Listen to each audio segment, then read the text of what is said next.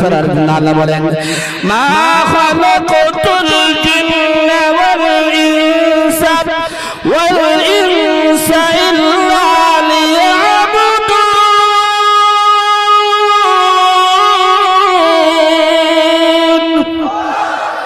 আল্লাহ বলেন গোলাম ও মানুষ, আমি আল্লাহ তোমাদেরকে এবং জিনকে বানাইলাম আমি আল্লাহর গোলামি করার জন্য।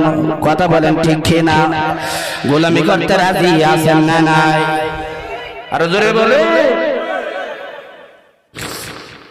গোলামি করবো তো সবাই ইনশাআল্লাহ। কতক্ষণ গোলামি করবো বলেন? কতক্ষণ? সপ্তাহে একদিন শুক্রবারে, তাই না? ছুটির দিন। আল্লাহ বলেন ওয়া'বুদ রাব্বাকা হাত্তা ইয়াতিয়াকাল ইয়াকিন।